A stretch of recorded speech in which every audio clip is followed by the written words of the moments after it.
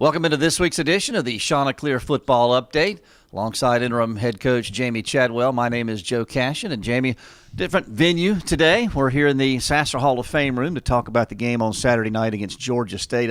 Another tough one for the Chanticleers. We had a great opportunity to win the game in front of a great crowd on family weekend. Just came up a little bit short. We did, Joe. It was a tough-fought game, and we've been in three of our last four losses. It's been down to a one-possession game, and we've just not been able to make the plays when we need to get it going in our direction. I was proud of the team and the way they fought. I thought we had a nice crowd, and they were behind us and supporting us, and just one of those things where little mistakes throughout the game are keeping us from coming out on the winning side right now. You and I talked several times leading up to the game last week about the need to get off to a good start, for this team to have something good to feel good about, have some positive vibes. Right away, the big kickoff return, 90 yards. Georgia State's able to pop that thing, and right from the jump, we're down 7-0. Yeah, that was a disappointing start. We talked, as you mentioned, and talked with the team. Hey guys, this got off to a great start. Whoever gets the football, if it's them, we were going to defer. Let's get a stop, get great field position, and one of those things we missed a tackle, and I think everybody else thought the guy was going to be tackled, and we get out of position, and they're up 7-0 just like that. 15 seconds into the game. To our kids' credit, I think we tried to rally, and we didn't let it defeat us. We kept fighting through it, but those are things that you can't make when you're struggling the way we are to try to be consistent. Those are mistakes you can't make. Offense came right back, as you mentioned. They bounced right back, put together a nice drive. Unfortunately, we go down there and miss a field goal. Yeah, I think that obviously we missed it. Was disappointing, but we were first and goal at the 6. We get it down to the 2-yard line. We got two chances, maybe three, to get in from the 2-yard line, and aren't able to get it in. We have a couple of mistakes on some execution things, and then you turn around and miss it. So all the momentum maybe that you stole back, you got a good drive, at least you go answer. We got to be able to do that, and special teams is history-wise has been really good for us. We've been able to win us some football games. And, this year it's not lost us any. I'm not saying it has, but it's really put us behind the 8 ball because we've not been successful when we need some momentum or need to get a stop. So one of those things that we got to continue to work, and hopefully our guys will get better at their roles. Then Georgia State takes a drive down. They go up 14-0, but then the offense comes back, and Omar Black from Tyler Keene, first ever touchdown for Omar. Talk about that drive and that play. Well, I think it was a big drive because it was 14-0, and we hadn't stopped them really yet, defensively, and we needed some positive momentum. It was a 3rd down and 7. And, they thought we were going to Malcolm, so they sort of double-teamed Malcolm, and Omar was able to slip right down the middle. And Tyler did a nice job of staying in the pocket. It was a nice pass play and got us some good momentum and got us back in the football game. And you feel like, hey, we've weathered the storm. We're down 7. We'll get a stop. Maybe we got a chance to tie this up before halftime. And then, of course, Georgia State gets one before intermission. They go up 21-7 at the break. And then Coastal gets the ball first to start the second half. Unable to really get much of anything going in the third quarter. Defensively, the Chanticleers really stepped up and got some stops in that third period. And then finally in the fourth quarter, we're able to go down and make it 21-14.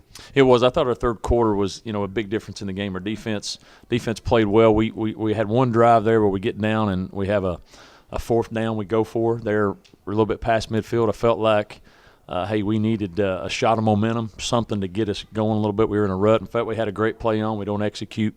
And then they drive it right down into the red zone. And I thought as a key point of the game, our defense, they got a couple penalties. The defense held them to a field goal attempt. They miss it. Right. And then you feel like, hey, we've weathered the storm a little bit. We get into the fourth quarter, we tie or get down 7 with about 6 minutes to go. Feel like, hey, we get a stop. We got a chance to tie it or maybe go for 2 and win it. So that was part of our thought process, and didn't happen that way, though.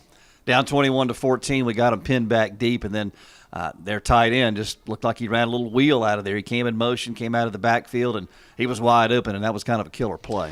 It was. We had a blitz on, a man blitz, and they crossed the formation with their tight end and our safety, who's a new player for us, who's doing a lot of good things. He came in and contributing. He's supposed to cover him. He decided to blitz, and we had nobody on him. And one of those mistakes that. Yeah. Sometimes on defense, 10 guys can make a mistake, but one guy does it right and you can overcome it. But that was the time when a guy made a mistake and they were throwing it right to the guy he was supposed to have. And so, we're able to get him down. So, it's still 21-14, or he scores. there. So I think we had, 3 minutes left after that. So we got to try to get in a hurry situation to get points back on the board. And then the offense went right back down, drove down the field, and Larry Collins Jr. got wide open in the end zone, and Tyler hit him with his first ever touchdown. And, we're right back in this thing still with time to go, maybe for an onside kick there. Yeah, we did. We scored, I think, in a minute, 15 seconds. So I was pleased with, obviously, the score and save some time. We had 3 timeouts left, so we decided we could have kicked it deep and tried to play defense, but we thought let's try to get the ball back. And if we don't, at least we have the 3 timeouts, and we got them to a third down. Unfortunately, they made the third down. I think it was a 3rd and 2, and just couldn't get them off the field there. And just one of those games, Joe, where offense did some good things, defense did some good things, special teams did some good things. We just never did it at the same time, and that's sort of been the story of the season so far. Is when we've played well in all 3 phases, it's just never been together, and we've just not been able to put a complete game together, and that's been disappointing. But I'm pleased with our continued fight. There was plenty of times where we could have just hung it up, and we kept fighting and kept believing, and we're going to get there. It's taking a little longer than most people would like, but it's a process. But once we get there, it's going to be pretty special. Certainly, the effort was there, no question about that. And on another positive note, no turnovers the other night. Yeah, that was that's been our Achilles heel. I felt, and if you'd have told me, hey, going in this game, you're not going to turn it over. You're going to throw the ball pretty efficiently, run the ball solid. I think, hey, we got a great chance, and and didn't happen. And but we're still not creating turnovers. I think that's a big deal too. We're still not creating turnovers, and so if we're not turning over, you'd love to be able to force some, and that's some of the things we just got to keep working on. So Georgia State wins it over Coastal on Saturday night, 27-21. Coastal now 1-4 on the season and 0-2 in the Sun Belt. When Jamie and I come back, we'll tell you who the players of the game were from Saturday night. We'll do it after this on the Chanticleer Football Update. Chanticleer football is back in Brooks Stadium October 28th for homecoming versus Texas State. Get your college crew together and experience the new Brooks Stadium. Stay tuned to GoCCUSports.com for game time and more information. For tickets, call 843-347-8499. Be there. Wear teal. Be loud.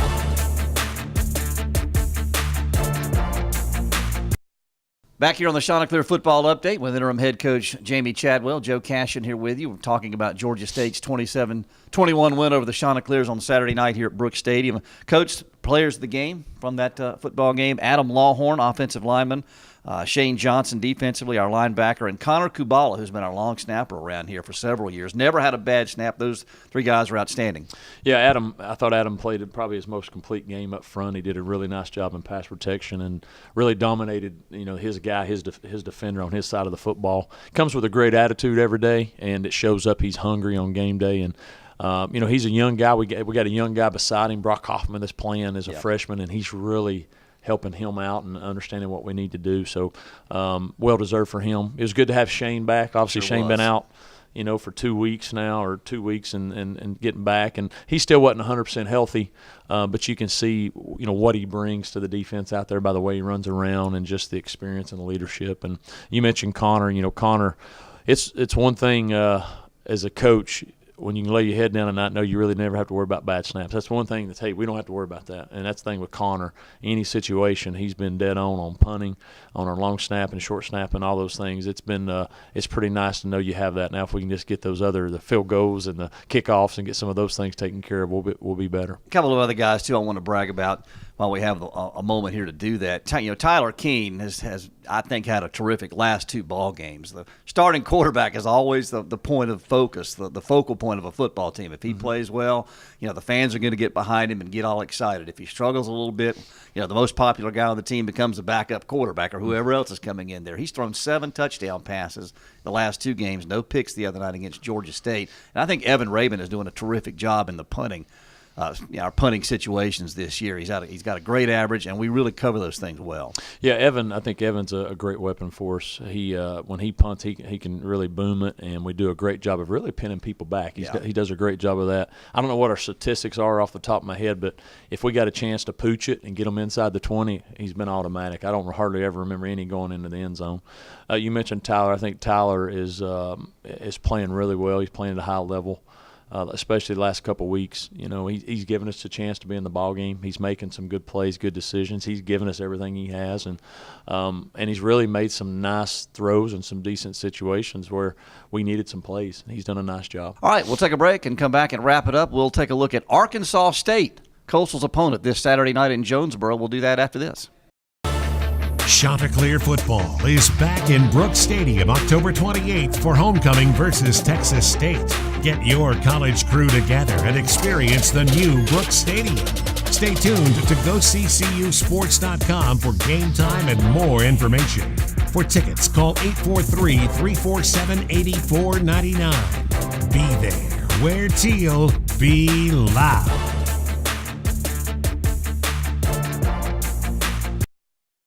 Back here on the Chanticleer football update. Before we preview Saturday night's game at Arkansas State, Coach, a couple of questions on the Ask the Coach at coastaledu.line. We had mentioned this earlier. We talked about special teams. Do you still put the effort or the time into it?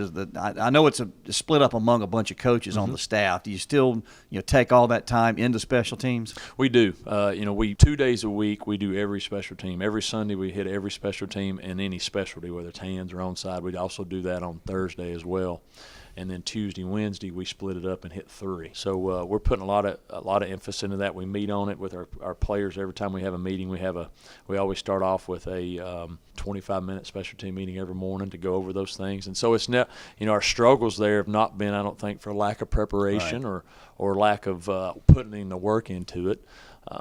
No matter how much you do something, your players have to be bought into what you're doing, and they have to go out and execute it. And I think what's happened sometimes is we've gotten so guys trying so hard to do something on the kicks, the kick returns for touchdowns. The guys are going down there so hard to make plays. They want to make a play. But sometimes when you're going to make a play, you forget I have a responsibility of being in a certain lane and making sure somebody don't get outside of me.